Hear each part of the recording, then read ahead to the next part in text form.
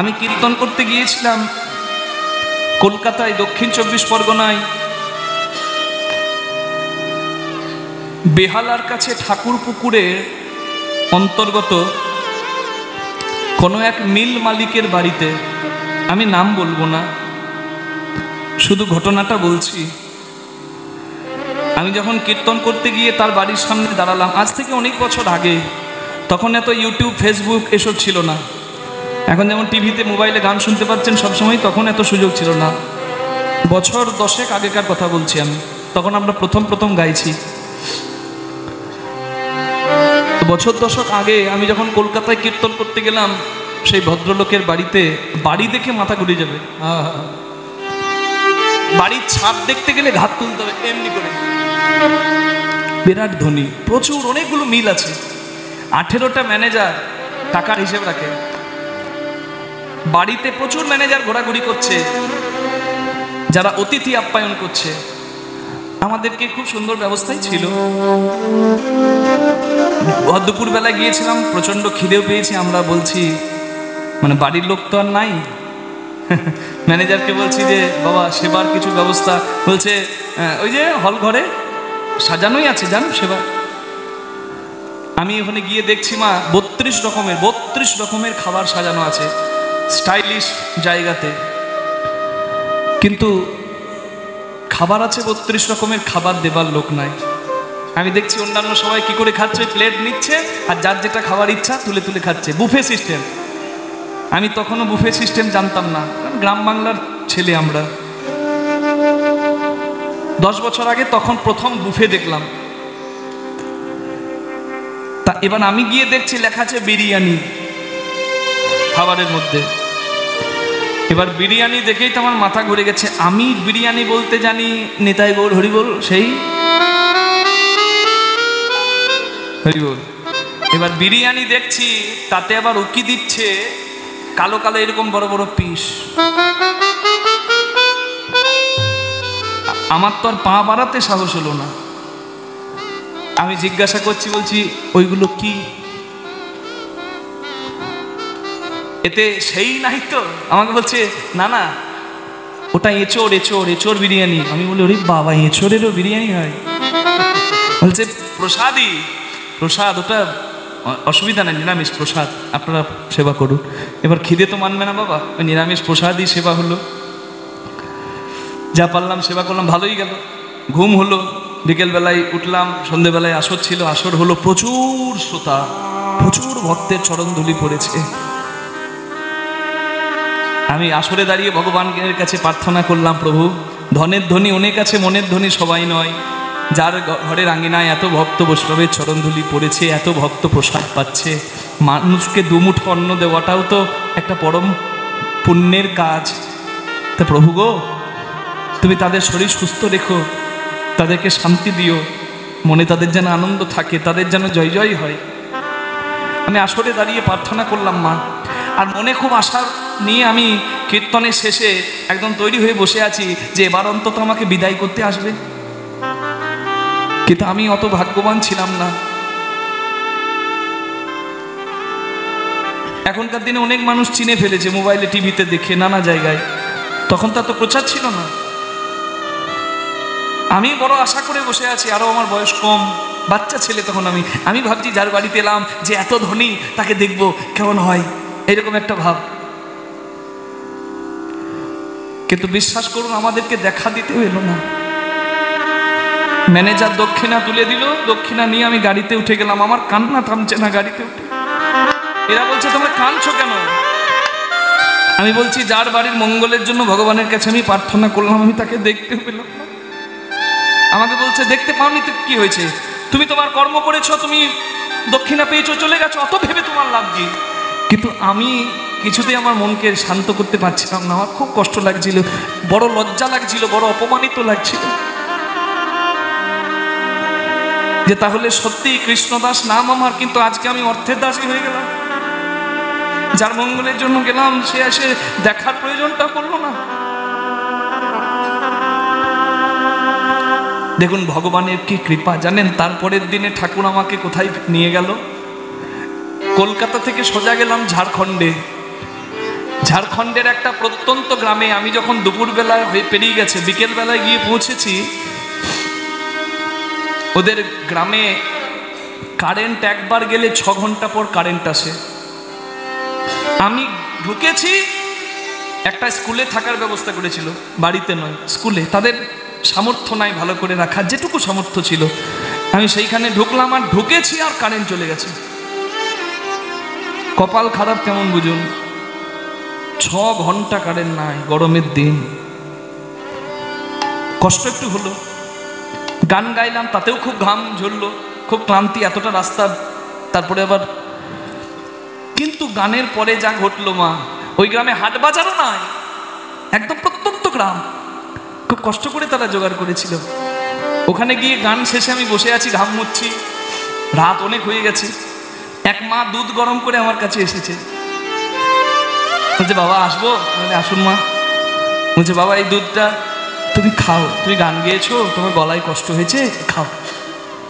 আর ওই দুধ গরম দেওয়া দেখে আমার একবারে আমার মায়ের কথা মনে পড়ে গেল। আজকে আমার মায়ের জীবনের অনেক ত্যাগে আমি এই জায়গায়। আর এই কথাগুলো আমি আসলে দাঁড়িয়ে বলি যে বাবা মাকে যারা কাঁদায় তাদের কোনোদিন জয় জয় হতে পারে না। আজকে আমি যেটুকু শিক্ষায় যেটুকু স্থান পেয়েছি, আমার মা বাবার অনেক আশীর্বাদ। আমার মা বেতারের আর্টিস্ট, রেডিওর আর্টিস্ট, এত সুন্দর গায়িকা, এখনো গান গাইলে আমি গান বন্ধ করে দিয়ে শুনি মায়ের গান, এত মধুর গায়। আমার সেই মা, আমার বাবাও কীর্তন গায়ক, আমি বড় ভাগ্যবান, সেই পরিবারে আমি জন্ম নিয়েছি। আমার বাবা হেঁটে হেঁটে রাস্তায় নদী পার করে যে পথ ধরেছিল কীর্তনের, আজকে আমরা প্লেনে গিয়ে এরোপ্লেনে টিকিট কেটে দিচ্ছে, এরোপ্লেনে গিয়ে কীর্তন গাইছি। এটা আমার মা বাবারই তো আশীর্বাদ। তবু এখনকার সন্তান না মা বাবাকে বোঝা মনে করে, মা বাবাকে বৃদ্ধাশ্রমে। তাহলে শিক্ষার কি দাম? বিন্দু মাত্র ঋণ যদি কারোর কাছে করো ভাই, তার কৃতজ্ঞতা জানাতে হয়। মা বাবার ঋণ শেষ হবার নয়।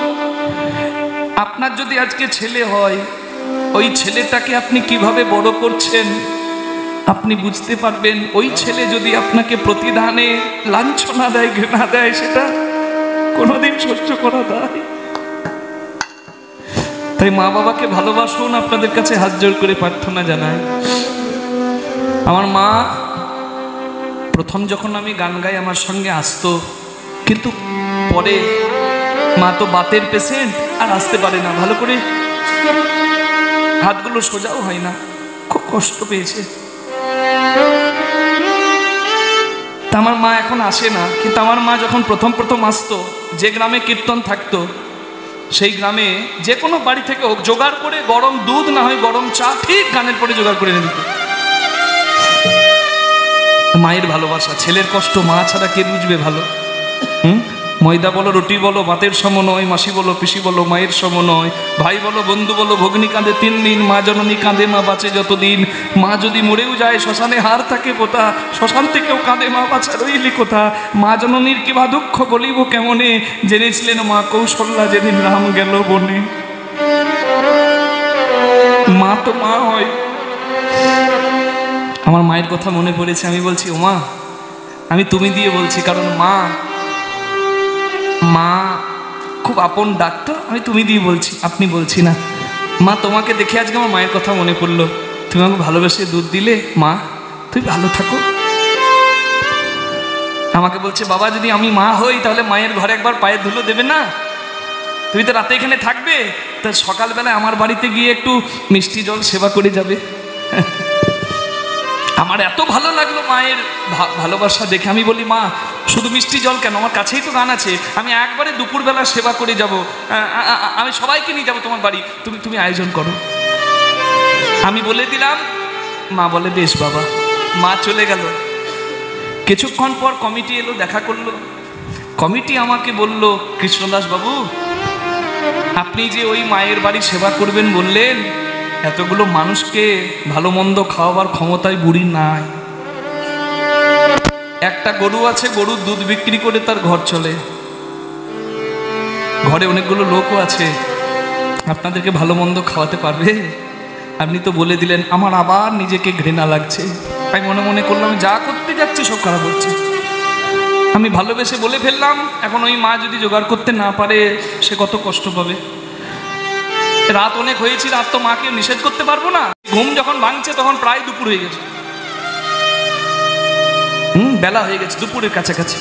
স্নান করে একবারে মায়ের বাড়িতে গেলাম। আমরা মনে মনে করলাম, সবাইকে বললাম, এরা ছিল না তখন, অন্য সম্প্রদায় ছিল অনেকদিন আগে, 10 বছর আগে, যে মা যা সেবা করাবে তাই সেবা পাবো, চলো কোনো চিন্তা নাই, যা প্রভু লিখেছেন। দুপুরবেলায় গেলাম, বিশ্বাস করুন মা যতটুকু আয়োজন করেছিল, কি আয়োজন করেছিল বলবো না। তো মায়ের বাড়িতে বসে আমি শাক অন্ন মুখে তুলে নিচ্ছি, মা পাশটিতে বসে আছে। বাবা, আমার কি ভাগ্য, তোমরা হরি কথা বলো, তোমরা আমার ঘরে এসেছো, সেবা করো। আমি শাক অন্ন মুখে তুলে নিচ্ছি, কিন্তু আমার ওই শাক অন্ন মুখে নেবার আগেই মায়ের ওই কথাতে যেন পেটটা ভরে গেছে। আমি সেবা করছি আর ঠাকুরকে ধন্যবাদ দিচ্ছি, প্রভু কালকের দিনের পর আজকের এইখানে না আনলে আমি তোমার মহিমা বুঝতাম না। কালকে 32 রকমের খাবার ছিল, কিন্তু খাবার দেবার কেউ ছিল না। আর আজকে হয়তো বা 32 রকম কেন, 10 রকমের খাবার দেবারও খুব সামর্থ্য মায়ের নাই। কিন্তু ভালোবেসে মা যেটুকুই তুলে দিয়েছে আজকে কেন জানি না সেটা অমৃত লাগছে। আমরা তো দক্ষিণা পাই, হরি কথা বলতে যাই, আমাদের তো স্বার্থ আছে, কিন্তু তাতেও আমাদের কাছে প্রেম ভক্তি এত প্রিয় হয়। তাহলে চিন্তা করুন তো, যারা প্রকৃত বৈষ্ণব, যারা সাধু, এমনকি আমার পরমেশ্বর ভগবান, তার কাছে ভক্তি কত প্রিয় হবে। আমাদের যদি চোখে জল আসে তাহলে ভক্ত বৈষ্ণবের কত প্রিয় হবে। মাগো, ভাগ্য গুণেই ভক্ত বৈষ্ণবের চরণ ঘরে পড়ে, তাই সেবা করে দিলেই মঙ্গল হয়। বিভু, বাবা আসছে বাজার থেকে, ঘরে ছেলে বলছে, ও বাবা বিস্কুট এনো। বাবা বিস্কুট এনে দিয়েছে, ছেলে জানলার পাশে বিস্কুট খাচ্ছে। বাবা বলে, ও খোকা বিস্কুটটা ভালো, বলে খুব ভালো, বলে তাহলে আমাকেও একটা দে। আমার বিস্কুট দেব। আচ্ছা, যে বাবা বিস্কুট ছেলেকে কিনে দিল 10 টাকার, সে বাবা পারে না 50 টাকা দিয়ে নিজের জন্য বিস্কুট কিনে খেতে? পারে তো? তাহলে জগতে যারা বাবা আছেন তারা বলুন তো, 100 টাকার বিস্কুট কিনে খাওয়া আর ছেলে ভালোবেসে খেতে খেতে অর্ধেকটা তুলে দিয়েই যদি বাবা খাও বলে সেইটা নিয়ে খাওয়া, দুটো কি কখনো এক? যদিও আমার ভগবানের কোনো অভাব নাই, তথাপি দিনান্তে হা কৃষ্ণ বলে যদি তাকে কেউ স্মরণ করে তুলে দেয়, কিংবা স্মরণ করে মুখে অন্ন তুলে নেয়, ভগবানের কাছে সেই ভালোবাসাটা ঠিক ততখানি প্রিয় হয়। তাই অজ্ঞান অন্ধকারে যারা আসল আপন চিনি না, তারা যেন চিনতে পারি, হ্যাঁ, ভক্তি সম্পদটা যেন তার চরণে দিতে পারি। তাই হাত জোড় করবেন সবাই। প্রার্থনা সঙ্গীত আমি গাইছি, সবাই প্রার্থনা করুন ভগবানের কাছে। অজ্ঞানে যদি কেউ পড়ে থাকে মা, অন্ধকারে দেখবেন চেনা মানুষকেও চেনা যায় না। যায় কি? যায় না। অন্ধকারে চেনা মানুষকেও চেনা যায় না। তেমনি আমরা অন্ধকারে আছি পড়ে বলেই তো আমাদের আসল আপনকে আমরা চিনি না। তাই যেন কৃপার আলো পাই, যেন আমরা আসল আপন চিনতে পারি। তাই একটু হাত জোড় করবেন সবাই ভগবানের চরণে। তুমি নির্মল করো মঙ্গল করে, মলিন মোর মন ছায়ে। তুমি নির্মল করো মঙ্গল করে, মলিন মোর মন ছায়ে। তব পুণ্য কিরণ দিয়ে যাক মোহ কালিমা ঘুচায়ে। মলিন মোর মন ছায়ে।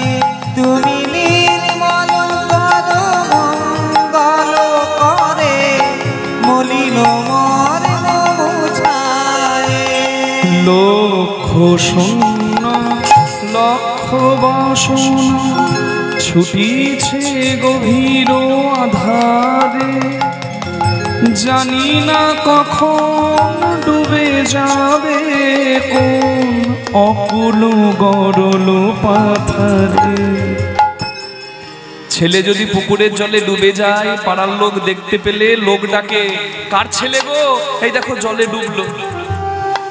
কিন্তু যে ছেলে ডুবে যাচ্ছে তার বাবা যদি দেখতে পায়, বাবা কি আর লোক ডাকবে? যদি নিজে সাঁতার নাও জানে, ছেলেকে বাঁচানোর জন্য ঝাঁপিয়ে দেবে। তাই আমরা যদি সন্তান হই, জগৎ পিতা তিনি। আমার এই যন্ত্রণা দুঃখ কষ্ট দেখে জগৎ সংসারে সবাই হাসতে পারে, তিনি কখনো হাসবেন না। তাই দুঃখের কথা বলতে হলে তাকে বলুন, সবাই দুর্বলতার সুযোগ নিলেও সে কখনো নেই না। প্রভু বিশ্ব বিপদ হন্তা, এসে দাঁড়াও লুধিয়া পন্থা, তব শ্রীচরণ তলে নিয়ে মর্ত বাসনা ঘুচায়ে।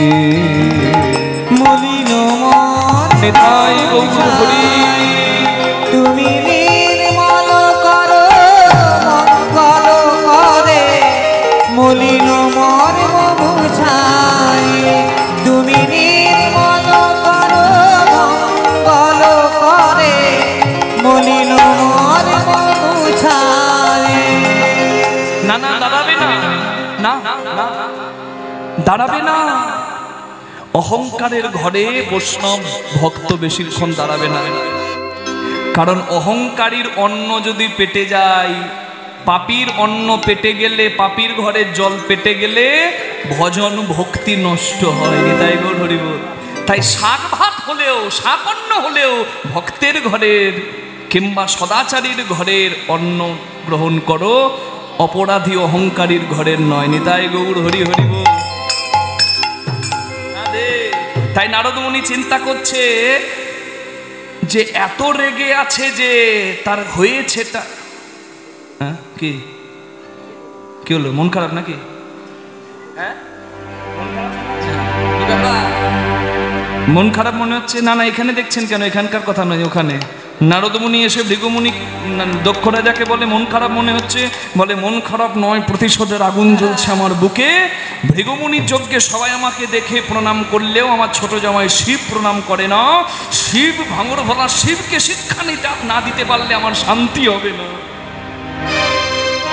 নারদ মুনি চিন্তা করলেন, জামাই প্রণাম করেনি বলে শ্বশুরের এত টেম্পার। এর ঘরে তো বেশিক্ষণ থাকা যাবে না। হরি বল। হ্যাঁ, এর তো বিরাট তেজ। হরি বল। আগুন যখন জ্বলছে আমি বরং ঘি ঢেলে পালাই। নারদ মুনি বলে, একটা কাজ করুন, আপনিও একটা যজ্ঞ করুন, সেই যজ্ঞে সবাইকে ডাকুন, শিবকে বাদ দিয়ে দিন, শিব বুঝে যাবে। হরি বল। বলে, বাহ, এতদিন পর কেউ আমাকে সৎ শিক্ষা দিল। হ্যাঁ, আমি যজ্ঞ করব, আর সেই যজ্ঞে সবাই আসবে, কিন্তু ওই ভাঙর ভোলা শিব বাদ। আর শিবের ঘর করছে আমার মেয়ে হলেও বা ওই সতীও বাদ। পত্র লিখে দিল দক্ষ যজ্ঞের পত্র, নারদমুনি সর্বস্থানে পৌঁছে দিল। সব জায়গায় পত্র দিয়েছে। হরিদ্বার কঙ্খলে দক্ষ রাজা দক্ষ যজ্ঞ করছে, নিজ নিজ অর্ধাঙ্গিনীকে সঙ্গে করে দেব দেবী দক্ষ যজ্ঞ, কিন্নর অষ্টনাগ সমতলবাসিনীর প্রতি সবাই যাচ্ছে, ত্রিভুবনে সবাই যাচ্ছে। কিন্তু সবাই যখন যেতে ব্যস্ত, মা সতী তখন ফুল তুলে মালা করতে ব্যস্ত। মা সতী জানেই না যে তার বাবা দক্ষ রাজা আজ যজ্ঞ করছে। মালা তুলে, ফুল তুলে মালা গাঁথছে শিবের গলায় পরাবে বলে। হরি বল, হরি বল, হরি বল। সুরেও বাণী মালা দিয়ে তুমি আমারে ছুঁইয়া ছিলে। সুরেও বাণী মালা দিয়ে তুমি আমারে ছুঁইয়া ছিলে।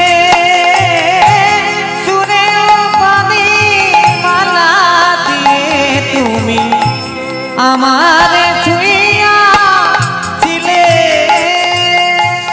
অনুরাগ কুম দিলে দেহে মনে বুকে প্রেম কেন নাহি দিলে আমারে ছুঁইয়া ছিলে সুরে পানি মালা দিয়ে তুমি আমারে ছুঁইয়া ছিলে এই সতী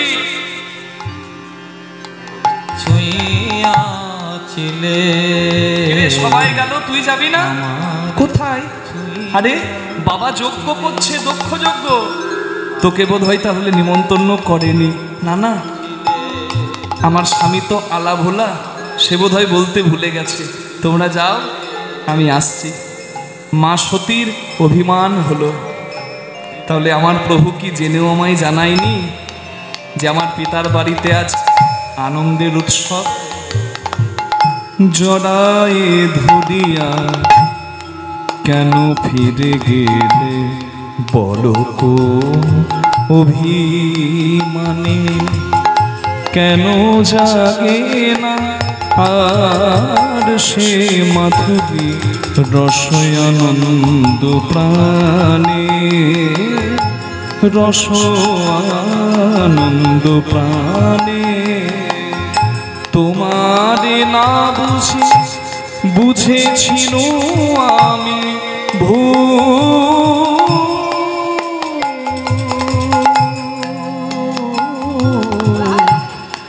এসেছিলে তুমি ফোটাতে প্রেম মুকুল, কেন আঘাত হানিয়া প্রিয়তম? কেন আঘাত হানিয়া প্রিয়তম? সেই ভুল নাহি ভাগাইলে। আমারে ছুঁইয়া নিতাই হরি হরি সুরে পানি মালা দিয়ে তুমি আমারে ছুঁইয়া ছিলে, আমারে ছুঁইয়া ছিলে, আমারে ছুঁইয়া ছিলে।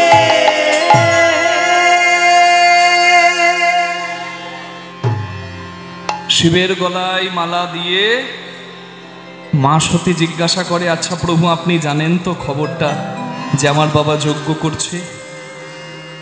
বাবা কোথায় কি হচ্ছে শিব তো সবই জানে, শিব তো মিথ্যা বলবে না।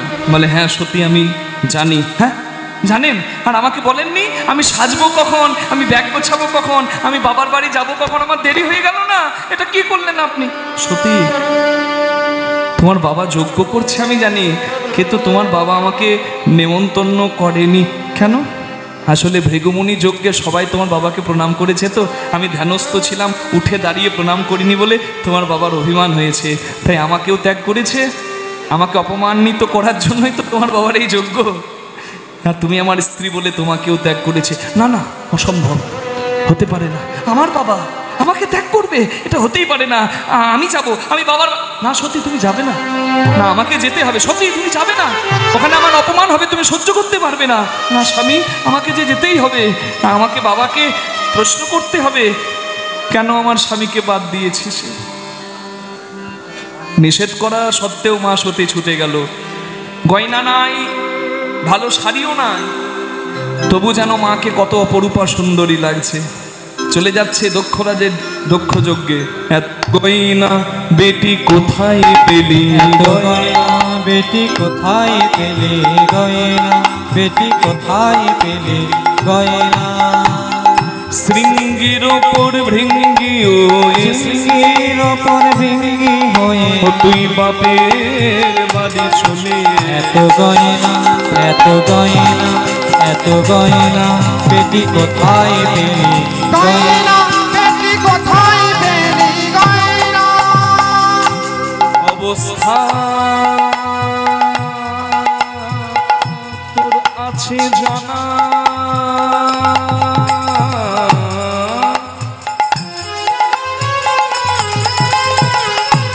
অবস্থা তোর আছে জানা, ওমা ভাতের ওপর নুন ছোটে না, তবে কেন নবাবিয়ানা, তবে কেন নবাবিয়ানা, তবে কেন, তবে কেন, তবে কেন নবাবিয়ানা পুরে বেনারসি ছেড়ে। এত গয়না, এত গয়না, এত গয়না বেটি কোথায় পেলি গয়না, বেটি কোথায় পেলি গয়না। ছুটতে ছুটতে সতীমা এসে দাঁড়ালো হরিদ্বার কঙ্খলে দক্ষ যজ্ঞের স্থানে। সতীমাকে দেখে অনেক দিদিরা বলে উঠলো, বাবা তুই ছোট মেয়ে, আদরের মেয়ে, তাড়াতাড়ি আসবি, এত দেরি করে এলি। বাবা লো কত সেজেছিস গো, মানে বিদ্রুপ করলো, অপমান করলো। প্রতিবেশীর ধর্ম, নিজের দিদিরা নিন্দা করছে, কারণ মা সতী তো ত্যাগীর স্ত্রী, তার সাজ নাই। কোনো কথায় কান্না দিয়ে মা সোজা প্রসূতি দেবীর কাছে গিয়ে মাকে জড়িয়ে ধরে বলে, মা বাবা কোথায়?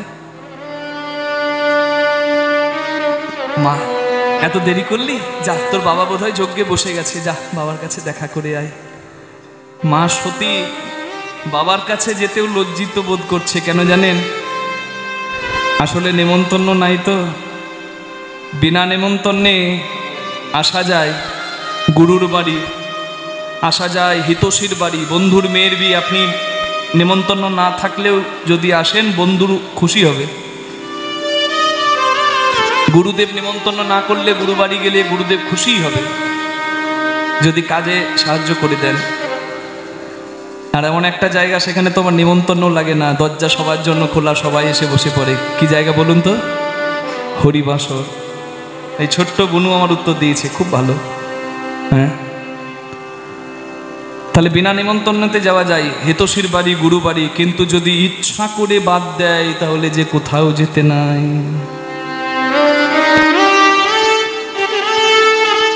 মা সতীকে ইচ্ছা করে বাদ দিয়েছে তো, তাই লজ্জিত হয়ে নিজের বাবার বাড়িতেও লজ্জা গো,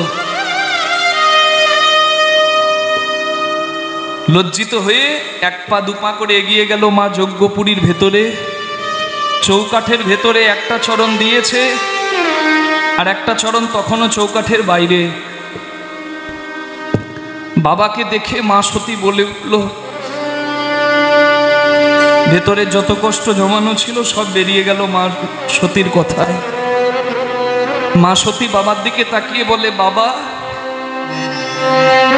বাবা। আর মা সতীর ওই কথা শুনে তার বাবা দক্ষ রাজা কি উত্তর দিল জানেন?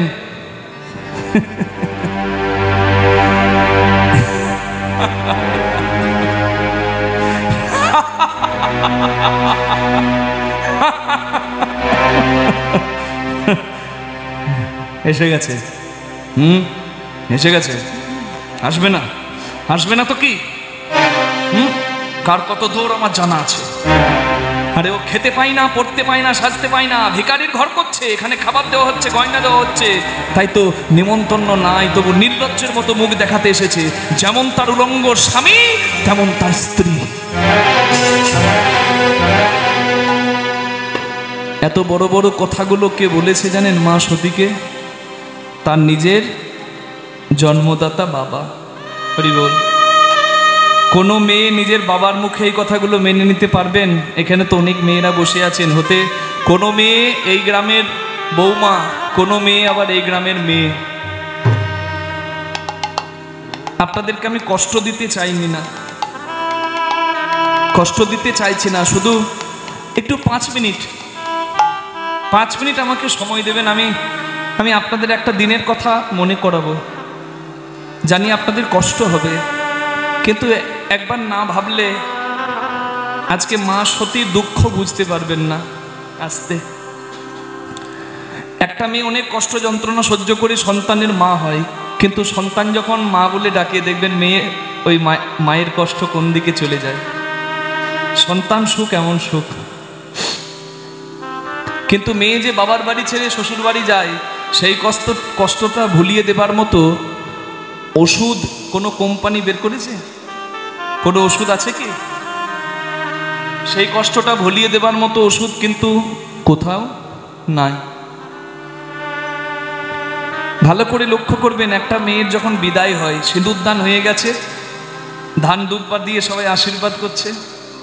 আচ্ছা, একটা পাড়ার মেয়েকে বিয়ে হতে দেখে একটা পাড়ার মেয়েও কাঁদে, লক্ষ্য করেছেন?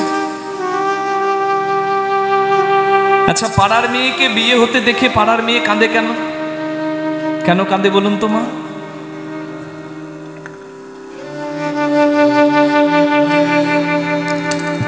কারণ ওই পাড়ার মেয়েটাও জানে আজকে ওই মেয়ের কি দুঃখের দিন। মাসি পিসি সবাই আশীর্বাদ করছে, যে আশীর্বাদ করছে সবাই কাঁদছে। কিন্তু ভালো করে লক্ষ্য করবেন, মেয়ের মা যখন এসে আশীর্বাদ করে তখন মেয়ের মা এত কাঁদে, মেয়ে আর মেয়ের মা এমন কেঁদে গলা জড়াজড়ি করে, মাটিতে এমন করে লুটিয়ে পড়ে, মা মেয়েকে আলাদা করা যায় না। আচ্ছা, মাকে টেনে অনেকে সরায় আর বলে, এই তুমি এমন করে কাঁদলে মেয়েটাকে কে সামলাবে? কিন্তু মা কিন্তু সেদিন পারে না, কারণ তার খুকি আজ চলে যাবে তো। আচ্ছা, সবাই যখন কাঁদতে ব্যস্ত, খুব লক্ষ্য করে দেখবেন তখনও কিন্তু একজন ফোন নিয়ে ব্যস্ত। ফোন আসছে, ফোনে কথা বলছে, আবার পকেটে একটা কাগজ আছে, কাগজটা বের করে মাঝে মাঝে দেখছে যে মুদির দোকানে চাল ডাল আনা হয়েছে, কত টাকা আর পাবে, সবজিওয়ালার কত টাকা পাবে, প্যান্ডেলওয়ালার কত টাকা পাবে, যারা খাবার পরিবেশন করেছে তারা কত টাকা পাবে। জীবনের তিলে তিলে জমানো টাকাগুলো ব্যাংক থেকে ছাড়িয়ে এনে আলমারিতে রেখেছে আজ এত বড় কাজটা পার করার জন্য। তার কিন্তু কান্নার সময় নাই মা।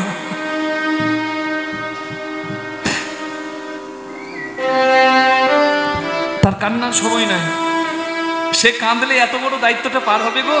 কিন্তু কি ভাবছেন, সে কি পাথর? তার কষ্ট হয় না, তার কান্না হবে না? তার রাজকুমারী, তার রাজকন্যাটা আজকে চলে যাবে, কুল গোত্র গৃহ পরিত্যাগ করে, তারও খুব কষ্ট হয়। সে যখন পারে না তখন সে সবার সামনে কাঁদে না, আড়ালে গিয়ে চোখের জলটা মুছে চলে আসে। তার নাম কি জানেন? বাবা।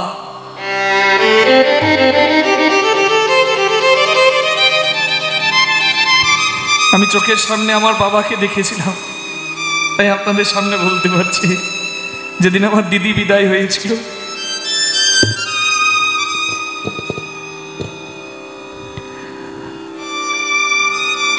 আচ্ছা, মেয়ে আরেকজনের হাত ধরে খই ছড়াতে ছড়াতে ওই গাড়িটাতে চেপে চলে যাবে, কান্নার মহল, সবাই কাঁদছে। কিন্তু মেয়ে যদি তখন একবার ডাকে, বাবা কোথায়, বাবা কোথায়, মেয়ের মুখে যাবার কালে বাবা ডাকটা শুনে আমার মনে হয় পৃথিবীতে এমন কোনো পাথর হৃদয়ের বাবা না যার চোখে জল আসে না।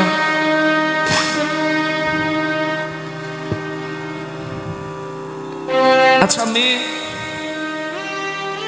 অনেক মা কাঁদছেন, আপনাদেরকে কষ্ট দেবার জন্য আমি বলিনি, শুধু আপনারা বুঝতে পারবেন মা সতীর জায়গাটা বলেই আপনাদেরকে বললাম। মা, মেয়ে খুব মন দিয়ে সংসার করছে, খুব মন দিয়ে, বছর খানেক পেরিয়ে গেছে, কিন্তু তবুও বাবার বাড়ি যাবার কথা শুনলে মেয়ের একটা আলাদা আনন্দ হয়। অনেকে বলে বেশি বাবার বাড়ির নাম করতে নাই, শ্বশুর বাড়িটাই স্বর্গ হয়। শ্বশুর বাড়ি যদি স্বর্গ হয়, বাবার বাড়ি দেবালয় থেকে কিছু কম নয়। কেন মেয়েটার আনন্দ হয় জানেন? 365 দিন মেয়েটা তার নিয়ম, তার কর্তব্য পালন করছে, সকালবেলায় উঠে থেকে সংসারের দায়িত্ব মাথায় করে বইছে। মেয়েটার যদি কোমরে ব্যথা হয় না, মেয়েটা মনে মনে চিন্তা করবে, আজ আমার উঠতে বড় কষ্ট হচ্ছে, কিন্তু আমি যদি ওই জায়গায় থাকতাম তাহলে আমি যদি 9টা কেন 10টা পর্যন্ত একটু শুয়ে থাকতাম, আমাকে কাউকে কোনো উত্তর দিতে হতো না।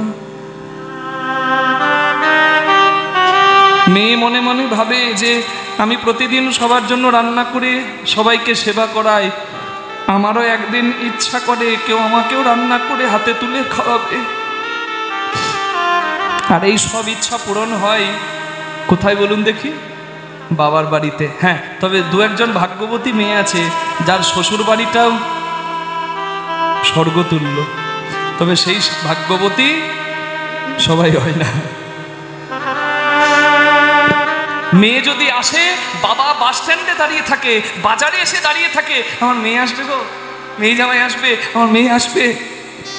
আর মা সতীর কথা চিন্তা করুন, নেমন্তন্ন পর্যন্ত করেনি। আর এত আনন্দের দিন, ত্রিভুবনে সবাই এসেছে, সতী মায়ের নেমন্তন্ন নাই। সতীমা তবু মনে মনে ভেবেছে, আমার বাবা তো, আমি যদি গিয়ে বাবার সামনে দাঁড়াই, বাবা কি আমায় তাড়িয়ে দেবে? না না, বাবা আমায় বুকে ধরবে। যত রাগ, যত অভিমানী থাকুক, মেয়ে এসে বাবার বুকে জড়িয়ে ধরলে বাবা কি তাড়িয়ে দিতে পারে? সন্তানের শত অপরাধ পিতা ক্ষমা করে দেয়। অভিমানে সন্তানকে দূরে করতে পারে না। না, আমি যাব বাবার বাড়ি। তাই মা সতী এসেছে, দরজায় দাঁড়িয়েছে। আর মা সতীকে শুনতে হলো কি, খেতে পাই না, সাজতে পাই না, পড়তে পাই না, ভিখারির ঘর করে। তাই খাবার লোভে, গয়নার লোভে এখানে এসেছে। যেমন উলঙ্গ স্বামী তার তেমন স্ত্রী। পায়ের তলার মাটি সরে গেল মা সতী। উত্তর দিল, বাবা আমি খাবার জন্য আসিনি গো। আসলে তুমি আমার স্বামীকে নেমন্তন্ন করনি এত বড় আনন্দের দিনে। আমি কেনটা জানতে এসেছি। চুপ, স্বামী দালালি করতে এসেছে। হ্যাঁ, তোর স্বামী ওই ভাঙড় ভোলা শিব, কি আছে রে ওর? কি আছে? সব জামাইরা আমাকে প্রণাম করে, উঠে দাঁড়ায়, সম্মান করে, সবাই আমাকে প্রণাম করে, আর সে বসে থাকে আসনে। বাবা, তুমি আমার স্বামীর আসল স্বরূপটা বুঝেনি। আমার স্বামী অন্তর থেকে তোমাকে কতটা শ্রদ্ধা করে, ভক্তি করে, আমি তোমাকে বলতে পারবো না। আর তুমি আমার কথা বলছো, আমার গয়না শাড়ি লাগবে কেন মা? যোগেশ্বর শিব যার স্বামী, তার কি আর অন্য কিছু লাগে? কৃষ্ণের তুল্য প্রেমিক আর শিবের তুল্য স্বামী জগতে দ্বিতীয় হবার নয়। নিতাই গৌর হরি হরি বল।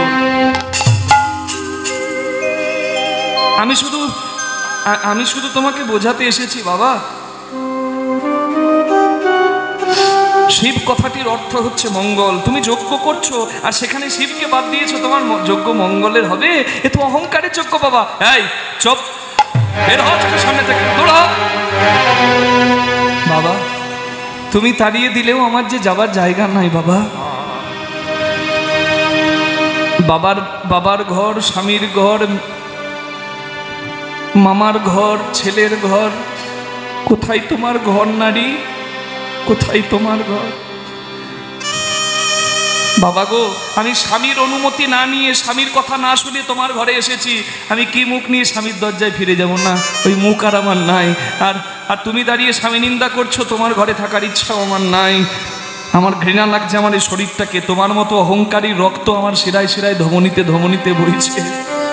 আমার এই শরীরটাকে ঘৃণা লাগছে। আর স্বামী নিন্দা করেছো তুমি, সতী নারী স্বামী নিন্দা শোনে না। আমি নিজের এই শরীরটাকেও ঢাকবো না, আর তোমার এই চোখকেও আমি ঢাকবো না বাবা। জ্বলন্ত অগ্নিকুণ্ডে ছুটে গিয়ে দেহ ত্যাগ করলো মা সতী।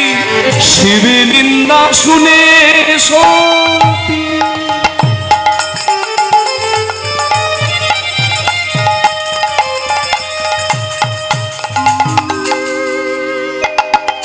শিবে নিন্দা শুনে সতী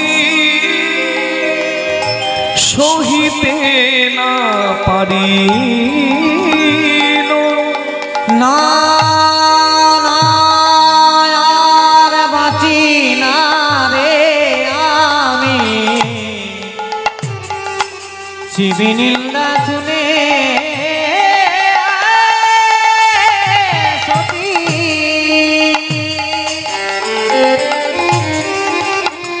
আর পারিল ওই যজ্ঞ কুণ্ডে গিয়ে মাতা আগুনে ঝাঁপ দিল। ওই যজ্ঞ কুণ্ডে গিয়ে মাতা আগুনে ঝাঁপ দিল। আমি প্রতিনিন্দা সইতে নারি, আমি প্রতিনিন্দা সইতে নারি, এই ত্রিভুবনে আমি সবই পারি।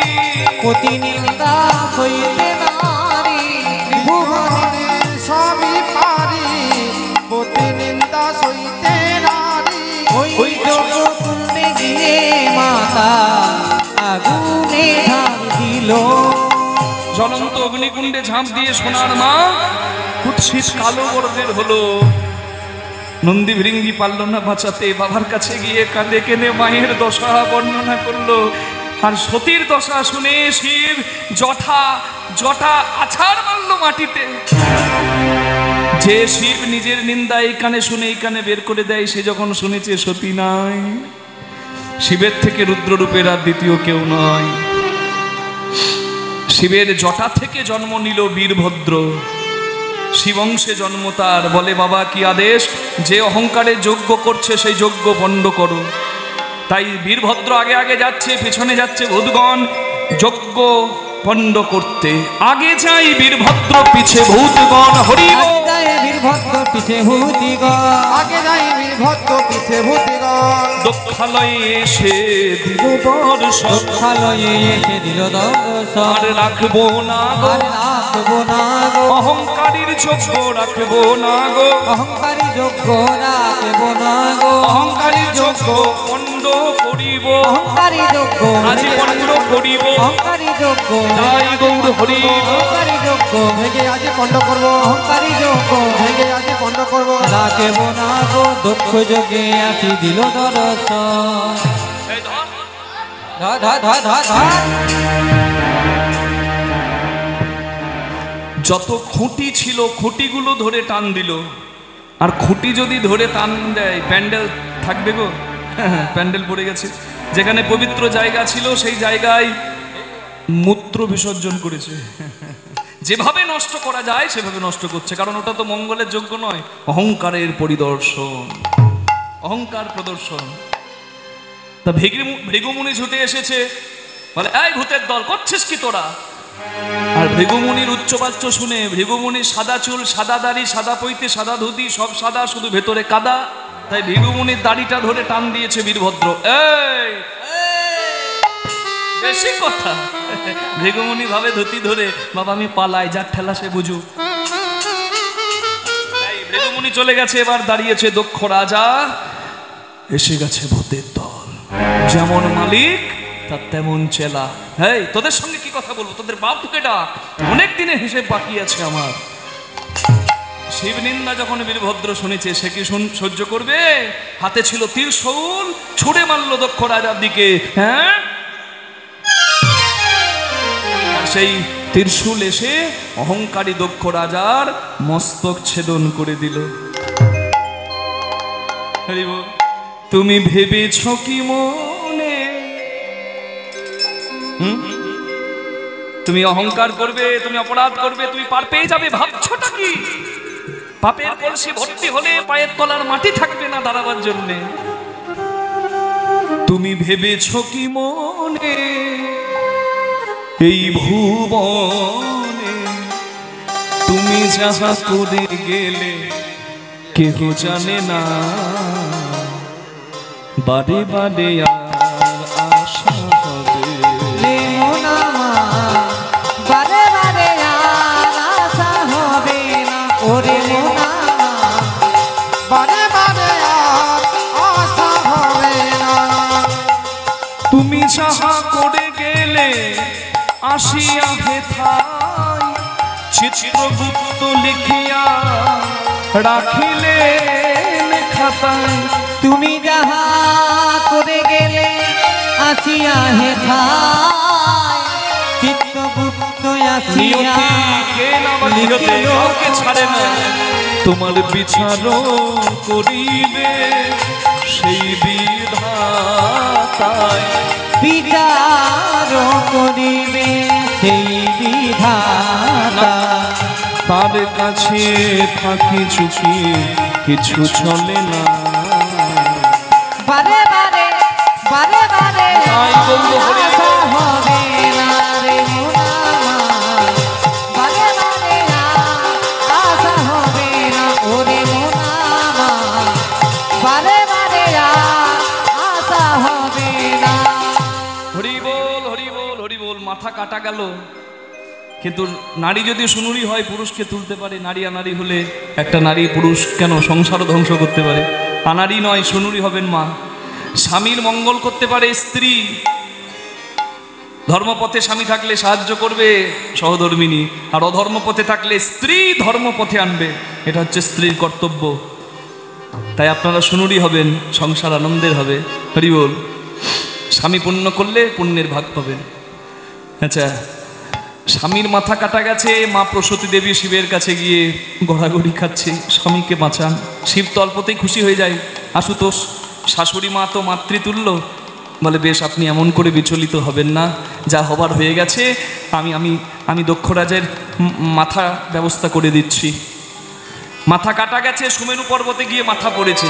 এখন মাথা তো নাই, মাথা নাই, রক্তাক্ত দেহটা মাটিতে থরথর করছিল। হরি বল। দেবতাদেরকে ভগবান শ্রীহরি ডাক দিলেন, বলে যাও শিবলোকে, মহাদেব তোমাদের ডেকেছেন। মহাদেব বলে তোমরা কোথায় মাথাটা দেখেছো, নিয়ে এসে লাগিয়ে দাও। বলে যে মুখে শিব নিন্দা করে সেই অহংকারীর মাথা আমরা দেব না, দেব না, আমরা দেব না, দেব না। ওই শিব নিন্দুকের বদন আমরা দেব না, দেব না। ওই শিব নিন্দুকের বদন দেব না, দেব না। হরি বল। দেব না, দেব না, দেব না, দেব না, শিব নিন্দুকের বদন আমরা দেব না। তাহলে করব কি? মহাদেব চিন্তা করলেন এক কাজ করি, মাথায় তো কিছু বসাতে হবে। কিছু খুঁজে না পেরে একটা অজমুণ্ড মানে ছাগলের মাথা বসিয়ে দিল দক্ষরাজের মাথার জায়গায়। কেন? কারণ ছাগলের ডাকটা শুনলে বুঝতে পারবেন কেন বসিয়েছে। ছাগল কি ডাকে গো বলুন? বাবা তো রাম ছাগল। ছাগল কি বলে? ম্যা ম্যা ম্যা ম্যা। এই ম্যা ম্যা মানে আমি আমি যারা করে সংসারে তারা কিন্তু বাবা অহংকারী, বলে না? হ্যাঁ, আমি আমি ম্যা ম্যা ম্যা। এই যে রাস্তাটা দেখছেন, এই যে ভাই, এই যে রাস্তাটা, এখানে কি রাস্তা হয়? এখানে রাস্তা হতো না, আমি রাস্তাটা করিয়েছি। এখানে হরিনাম হবে? হ্যাঁ, হতো না, এই জায়গাটা আমি বানিয়ে দিয়েছি। আপনি বানিয়েছেন, খুব ভালো কথা, তার পুণ্য ফল আপনি পাবেন, কৃপা পাবেন। কিন্তু আপনি যদি ঢাক পেটান তাহলে হয়ে গেল। হরি বল। হ্যাঁ, অতি মানেছ কৌরবা, বুঝতে পারছেন? অতি দর্পে হত লঙ্কা, অতি মানেছ কৌরবা, অতি দর্পে বলি বদ্ধ, অতি অত্যন্ত ভয়ঙ্কর। বুঝতে পারছেন? হ্যাঁ, রাধে রাধে। হরি বল।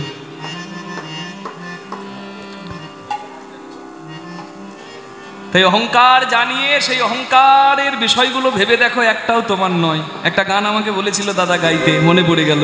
ভেবে দেখ মন কেউ কারো নয়, মিছে ভ্রম ভ্রম ডলে। ভেবে দেখ মন কেউ কারো নয়, মিছে ভ্রম ভূমণ্ডলে। ভুলো না দক্ষিণা কালী, বদ্ধ হয়ে মায়া জালে। ভেবে দেখ মন কেউ কারো নয়, মিছে ভ্রম ভূমণ্ডলে। ভেবে দেখ মন কেউ কারো নয়।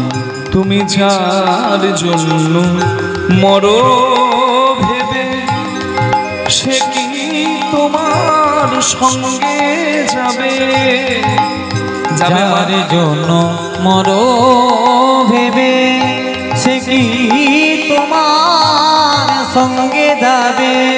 তোমার সেই প্রেয়সী দেবে ছড়া অমঙ্গল হবে বলে। ভেবে দেখ মন কেউ কারো নয়, মিছে ভ্রম ভূমণ্ডলে। ভেবে দেখ মন কেউ কারো নয়। দিন দুই দিনের জন্য হবে কর্তা বলে তোমায় সবাই মানে। দিন দুই দিনের জন্য ভাবে কর্তা বলে সবাই মানে। একদিন সেই কর্তারে দেবে ঠেলে কালা কালের কর্তা এলে। ভেবে দেখ মন কেউ কারো নয়, মিছে ভ্রম ভূমণ্ডলে। ভেবে দেখ মন কেউ কারো নয়। দক্ষ রাজার মাথার জায়গায় অজমুণ্ড বসিয়ে দিল। দক্ষ রাজার তো উদ্ধার করে দিল, কিন্তু সতীকে দেখে সেই পাগল হয়ে গেল, তাণ্ডব নৃত্য শুরু করেছে। হরি বল। জটাটবি গলজ্জ্বল প্রবাহ পাবিত স্থলে গলে বিলম্বিতম ভুজঙ্গ তুঙ্গ মালিকা डमट डमट डमट डमन निनाद वट्टमर्वजं चकार चंड तांडवं तनोतु नो शिवो शिवम्। जटा कटाह संभ्रम भ्रमन्निलिम्पनिर्झरि विलोल बीचि वल्लरी विराजमान मूर्धनि भगत भगत भगत जलाललाड वट्ट पावके किशोर चंद्रशेखरे रतिक प्रतीक्षणं मम। ओम नमः शिवाय ओम नमः शिवाय।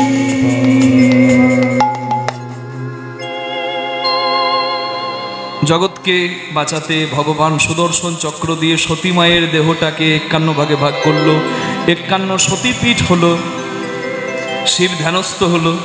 হরিবোল হরিবোল। শিব ধ্যানস্থ হলো এবং পরবর্তীকালে অসুরের এত প্রভাব পড়ে, তারকাসুর সম্বরাসুরের এত বারবারে দেবতারা পালিয়ে বেড়ায়, তখন ওই তারকাসুর সম্বরাসুর বধ হবে কার্তিকের হাতে। তাই শিবকে আবার পার্বতীকে বিবাহ করতে হবে। ইয়ম ইয়ম ব্যাপী শরণ ভাবম তজত্তন্তে কলেবরম। যে যার নাম করে মৃত্যুবরণ করে, প্রেম কোনো দিন মরে না। ভজন সাধন যেমন নষ্ট হয় না, প্রেমও নষ্ট হয় না। হরি বল। তাই প্রেমের এত পূজা জগতে, শুদ্ধ প্রেম, স্বার্থের প্রেম নয়। শিবকে পাবার জন্য মা সতী আবার জন্ম নিয়েছে। হরি বল হরি বল। বলুন কি রূপে? পার্বতী রূপে। হ্যাঁ, এই পার্বতীর আরেকটা রূপের কথা বলা হয়, সেটা হচ্ছে নীলাবতী। নীলধ্বজ রাজার মেয়ে নীলাবতী রূপে মানে সতী মা আগে জন্ম নেয়, সেটা পার্বতীরই একটা রূপ। এবং যার সঙ্গে বুড়ো শিবের বিয়ে হয়, হ্যাঁ, নীল পূজা জানেন তো? রাধে রাধে। নীল রাত্রি, নীল পূজাগুলো শুনেছেন তো? হ্যাঁ, রাধে রাধে। তা তপস্যা করেছিল, শিবকে পেয়েছিল, কিন্তু ওই মধুমক্ষিকা রূপ ধরে ফুলে যখন প্রবেশ করে, তখন জলে পড়ে সেই নীলাবতীর মৃত্যু হয়, মানে দেহত্যাগ করে। এবং তার বিরহে তার বাবা নীলধ্বজ রাজা এবং মাও কিন্তু দেহত্যাগ করে। আবার তারা জন্ম নেয় পার্বতী রূপে শিব বাবার তরে। হৃদয় গৌর প্রেমানন্দে হরি হরি বল। রাধে।